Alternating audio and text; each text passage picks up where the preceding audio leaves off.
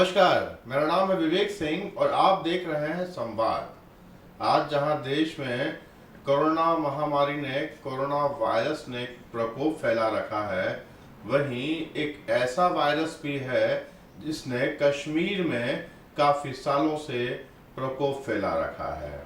10 महीने पहले देश के गृह मंत्री ने 370 और 35A कलम जब कश्मीर से हटाए तो उसे बेहद ही क्रांतिकारी निर्णय माना जा रहा था। और हो भी क्यों ना, वो एक क्रांतिकारी निर्णय था ही, क्योंकि इतने दशकों से किसी भी राजनीतिक पार्टी ने वो इच्छा शक्ति और निर्णय शक्ति नहीं दिखाई थी और इस धारा को बर्खास्त करने की हिम्मत नहीं जुटा पाई थी। मगर यह धारा हटाने के बाद ऐसा प्रयास किया जा रहा था, ऐसा प्रचार किया जा रहा था दिखाने का कि कश्मीर में सब कुछ शांत हो गया है, और इसीलिए कई नेताओं को हाउस अरेस्ट से छोड़ा गया जो अलगाववादियों का और पत्थरबाजों का समर्थन कर रहे थे। 370 और 35A धारा हटने के बाद हम हिंदुस्तानियों के सामने कश्मीर के हसीन वादियां नजर आ रही थी। हमें यूं लग रहा था कि पासा पलट जाएगा और फिर से कश्मीर पहले जैसा सुंदर हो जाएगा। मगर ये तब तक नहीं हो सकता जब तक देश के गद्दारों को, जो सरपरस्ती में जी रहे हैं पड़ोसी मुल्क के, और सिर्फ पड़ोसी मुल्क की सरपरस्ती नहीं बल्कि अपने देश के गद्दारों का भी उनको समर्थन मिलता है। अगर आप ये सोचते हैं कि कश्मीर में जो वायरस फैला हुआ है उसे आप जमहूरियत, कश्मीरियत और इंसानियत से कुचल सकते हैं, उस वायरस को मार सकते हैं इन तीनों चीज़ों से, तो ऐसा संभव नहीं है। इंसानियत और जमहूरियत से कश्मीर के वायरस को कुचला नहीं जा सकता। जब तक कश्मीर में बहुसंख्यक लोगों के रगों में वह खून नहीं दौड़ेगा जो पड़ोसी मुल्क के रगों में दौड़ रहा है, जब तक इसमें बदलाव नहीं आएगा तब तक कश्मीरियत स्थापित नहीं हो पाएगी।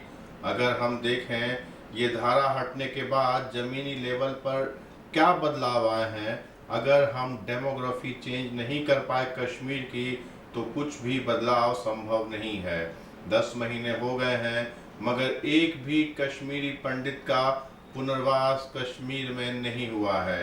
किसी भी इंस्टीट्यूट का या किसी हॉस्पिटल का या किसी भी तरह की इंडस्ट्री का ना तो अभी तक वहाँ पर नीति बनाई गई है कि उसे किस तरह से लागू किया जाएगा।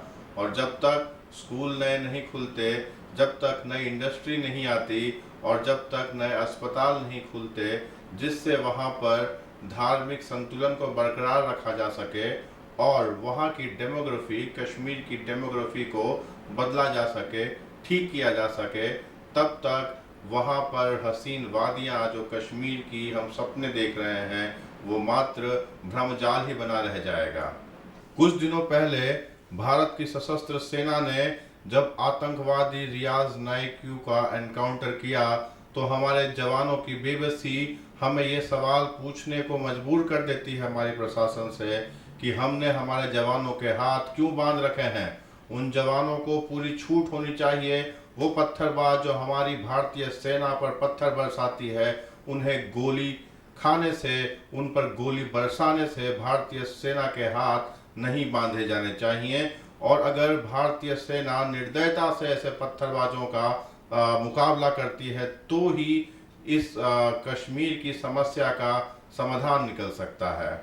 आतंकवाद की कोई भी घटना हो जाए, हम दोष का जो ठीकरा है वो पाकिस्तान पर फोड़ देते हैं, मगर उन लोगों के खिलाफ क्यों नहीं कड़ी कार्यवाही होती है जो कश्मीर में रहकर, भारत में रहकर अलगाववादी शक्तियों का समर्थन कर रहे हैं। नाइक्यू जैसे अपराधियों को, आतंकवादियों को शरण दे रहे हैं, उन्हें फंडिंग से लेकर मोरल सपोर्ट भी दे रहे हैं।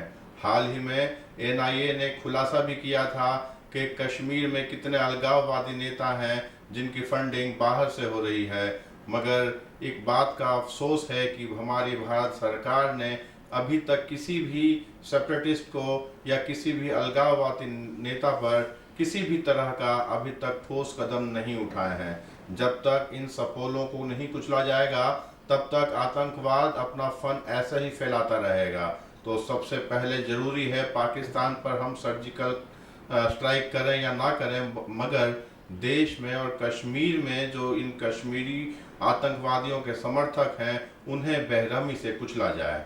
आपने देखा होगा कि हमारे देश के भीतर ही, हमारे देश के चैनलों में ही बैठकर कश्मीरी अलगाववादी नेता भारत का विरोध करते हैं और कितने राष्ट्रीय चैनल उसे प्रसारित करते हैं।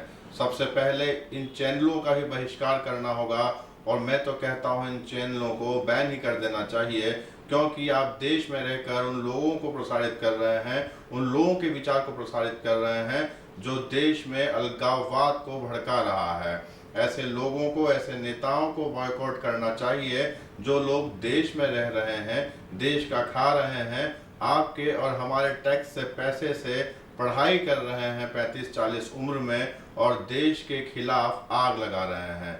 सबसे पहला जरूरी मुद्दा यही है कि वहां पर 370 और 35A आर्टिकल हटाने के बाद जो उसके पीछे इंटेंशन था कि वहां पर धार्मिक डेमोग्राफी चेंज होगी और उसके कारण अलगाववादी घटनाओं में कमी आएगी, मगर 10 महीनों तक अभी तक कोई प्रयास नहीं किए गए। और अगर धार्मिक डेमोग्राफी चेंज होती है वहाँ की, तभी उसका निराकरण निकल सकता है। और हमने कई सालों पहले जो फिल्मों में देखा था, जो कश्मीर की वादियों को देखा था, वह वादियाँ फिर से हम देख पाएंगे, आने वाली पीढ़ी देख पाएगी। नहीं तो मंजर यूं ही खून से सना रहेगा, लाल सड़कें रहेंगी, लाल वादियाँ रहेंगी और कश्मीर दुकान बना रहेगा पूरी दुनिया के लिए। आज भी वो दुकान ही बना हुआ है आतंक की फैक्ट्रियों के लिए। कई लोगों की रोजी रोटी चलती है, कई लोगों के घर द्वार चलते हैं, कई लोगों के बच्चे फॉरेन में बड़ी बड़ी डिग्रियां कर रहे हैं कश्मीर का घिनौना खेल करके। तो हमें, हमारी सरकार को ये सोचना होगा कि इतना बड़ा अगर क्रांतिकारी निर्णय लिया है तो उसे अमल में भी जल्दी लाएं। नमस्कार, जय हिंद।